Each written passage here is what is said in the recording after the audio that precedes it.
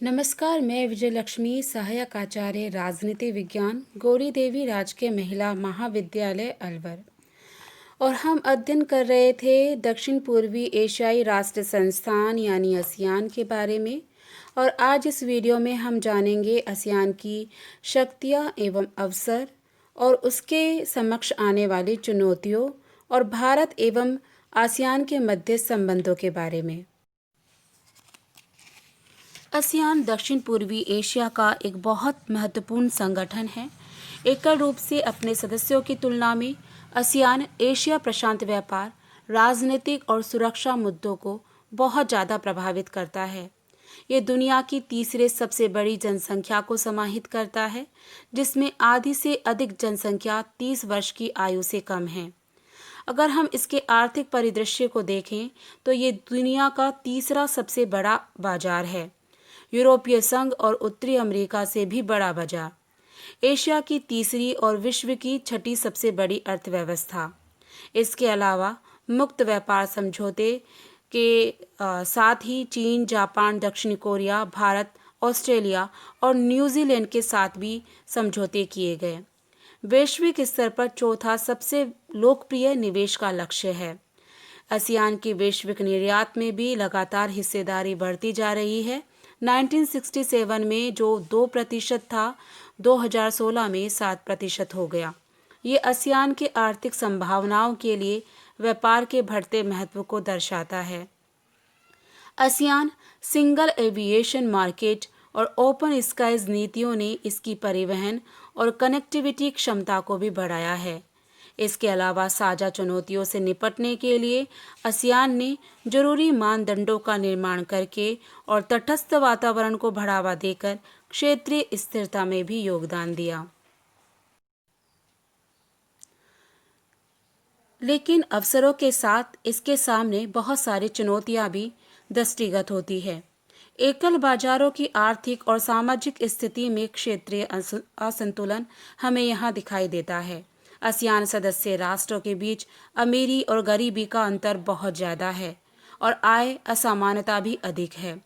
Singapore में प्रति व्यक्ति जीडीपी सबसे अधिक है, लगभग $53,000, जबकि कंबोडिया की प्रति व्यक्ति जीडीपी $1,300 से भी कम है। कम विकसित देशों को क्षेत्रीय योजनाओं, प्रतिबद्धताओं को लागू करने के लिए संसाधनों की कमी का सामना करना पड़ता है। सदस्य राष्ट्रों की राजनीतिक प्रणाली भी अलग अलग है, जैसे कि लोकतंत्र, कम्युनिस्ट और सत्तावादी। दक्षिण चीन सागर संगठन में दरार पैदा करने वाला मुख्य विवादास्पद मुद्दा है। आसियान को मानवाधिकारों के प्रमुख मुद्दों पर विभाजित किया गया है और बहुत सारे एग्जाम्पल हम यहाँ पर देख सकते हैं। म्यांमार में रोहिंग्याओं की समस्या हमारे सामने ही है। चीन के संबंध में एक एकीकृत दृष्टिकोण की बातचीत करने में असमर्थता और विशेषतः दक्षिण चीन सागर में इसके व्यापक समुद्री दावों के संदर्भ में आसियान देशों के में एक मत होने का या एकीकृत दृष्टिकोण का अभाव हमें देखने को मिलता है। आम सहमति पर अत्यधिक बल मुख्य दोष है। कठिन समस्याओं का सामना करने के बजाय टाल दिया जाता है। इसके अलावा सहमति को लागू करने के लिए कोई केंद्रीय तंत्र हमें यहाँ नहीं दिखाई देता और अक्षम विवाद निपटान तंत्र, चाहे वो आर्थिक हो या राजनीतिक, यानी विवादों का निपटारा करने के लिए कोई सक्षम संस्था या व्यवस्था हमें यहाँ देखने को नहीं मिलती। अगर हम बात करते हैं भारत और आसियान के मध्य संबंधों की, तो आसियान के साथ भारत का संबंध उसकी विदेश नीति और एक्ट ईस्ट पॉलिसी की नींव का एक प्रमुख स्तंभ है, जिसका विकास 90 के दशक की शुरुआत में भारत द्वारा प्रारंभ लुक ईस्ट पॉलिसी से माना जा सकता है। वर्ष 1992 में भारत को आसियान का सेक्टोरल पार्टनर और वर्ष 1996 में डायलॉग पार्टनर बनाया गया। भारत के पास जकार्ता में आसियान और पूर्वी एशिया शिखर सम्मेलन के लिए एक अलग अलग मिशन है। भारत और आसियान में पहले से ही 25 साल की डायलॉग पार्टनरशिप, 15 साल की समिट लेवल इंस्ट्रक्शन और 5 साल की स्ट्रेटेजिक पार्टनरशिप है। वर्ष 2002 में आसियान भारत शिखर सम्मेलन की शुरुआत हुई। 16वां भारत आसियान शिखर सम्मेलन बैंकॉक थाईलैंड में 3 नवंबर 2019 को आयोजित किया गया। आसियान देशों ने भारत के साथ व्यापारिक और आर्थिक संबंधों में और अधिक वृद्धि की संभावनाओं को देखते हुए भारतीय परमाणु नीति पर तीव्र रुख अपनाने से भी इनकार कर दिया। भारत अब आसियान देश के साथ संबंधों के विकास को प्राथमिकता दे रहा है। निश्चय ही ये भारतीय विदेश नीति की एक सफलता रही है। अगर हम आर्थिक सहयोग को देखें तो आसियान भारत का चौथा सबसे बड़ा व्यापारिक भागीदार है। आसियान के साथ भारत का अनुमानित व्यापार भारत के कुल व्यापार का लगभग 10.6% है। भारत के कुल निर्यात का आसियान से निर्यात लगभग 11.28% रहा और भारत और आसियान देशों के निजी क्षेत्र के प्रमुख उद्यमियों को एक मंच पर लाने के लिए वर्ष 2003 में ASEAN India business council AIBC की स्थापना की गई। आसियान के साथ पीपल टू पीपल इंटरेक्शन को बढ़ावा देने के लिए बहुत से कार्यक्रमों का आयोजन किया जाता रहा है। भारत में आसियान छात्रों को आमंत्रित करना, आसियान राजनयिकों के लिए विशेष प्रशिक्षण पाठ्यक्रम, सांसदों का आदान प्रदान आदि कार्यक्रम निरंतर किए जाते रहे हैं। नवंबर 2020 में 17वां आसियान भारत शिखर सम्मेलन वर्चुअली आयोजित किया गया। वियतनाम की अध्यक्षता में सभी 10 आसियान सदस्य देशों द्वारा शिखर सम्मेलन में भागीदारी की गई। सम्मेलन के दौरान दक्षिण चीन सागर और आतंकवाद सहित सामान्य हित एवं चिंता के क्षेत्रीय और अंतर्राष्ट्रीय मुद्दों पर चर्चा की गई। शिखर सम्मेलन में चर्चा के प्रमुख विषय रहे भारत प्रशांत क्षेत्र। इसके अंतर्गत दोनों पक्षों द्वारा हिंद प्रशांत क्षेत्र में अंतर्राष्ट्रीय कानूनों, विशेषकर संयुक्त राष्ट्र समुद्री कानून संधि के पालन के साथ साथ इस क्षेत्र में एक नियम आधारित व्यवस्था को बढ़ावा देने के महत्व को उजागर किया गया। दोनों पक्षों के नेताओं द्वारा दक्षिण चीन सागर में शांति, स्थिरता और सुरक्षा को बढ़ावा देने के लिए नेविगेशन और ओवरफ्लाइट की स्वतंत्रता सुनिश्चित करने पर बल दिया गया। सम्मेलन के दौरान भारतीय प्रधानमंत्री ने कहा कि उत्तरदायी, पूर्ण, संवेदनशील और समृद्ध आसियान भारत के इंडो पैसिफिक विजन और हिंद महासागर के लिए रणनीतिक vision Sagar, security and growth for all in the region के केंद्र में है।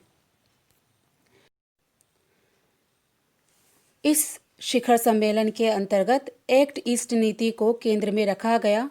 आसियान देशों द्वारा भी भारत प्रशांत क्षेत्र में शांति और स्थिरता को बढ़ावा देने में भारत के योगदान को स्वीकार किया और आसियान केंद्रित आधारित भारत की एक्ट ईस्ट नीति का स्वागत किया।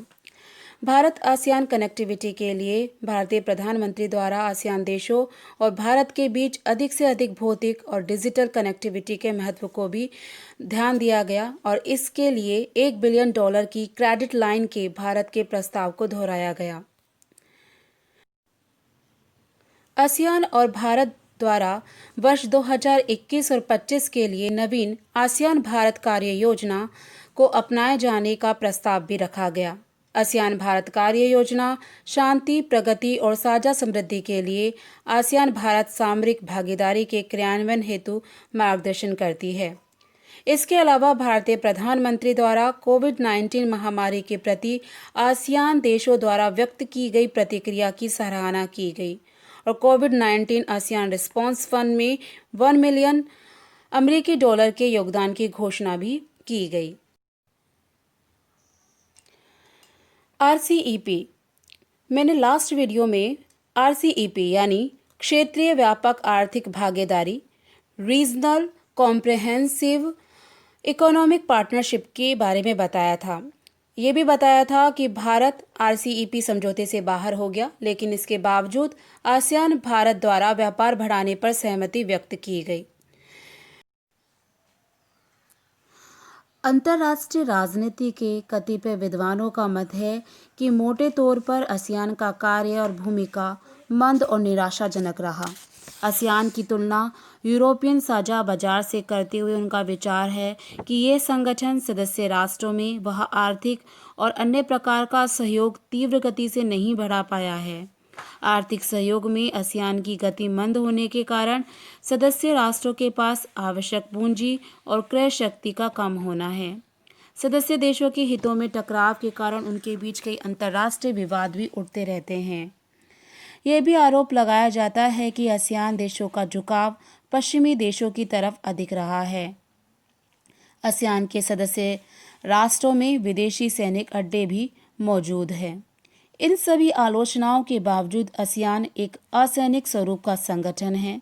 आसियान की सदस्यता के द्वार उन सभी राष्ट्रों के लिए खुले हैं जो दक्षिण पूर्वी एशिया के हैं और जो इसके उद्देश्य, सिद्धांत और प्रयोजनों में विश्वास रखते हैं।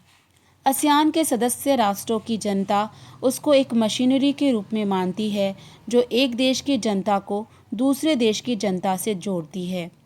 आसियान क्षेत्र को मुक्त व्यापार क्षेत्र बनाने के प्रयत्न क्षेत्रीय सहयोग की दिशा में एक महत्वपूर्ण चरण है। किसी ने ठीक कहा है कि भारत आसियान का पश्चिमी पंख है और जापान व दक्षिणी कोरिया पूर्वी पंख है। आसियान रूपी जंबो जेट के उड़ने के लिए दोनों पंखों का सहयोग अपेक्षित है। आज के वीडियो में इतना ही। धन्यवाद।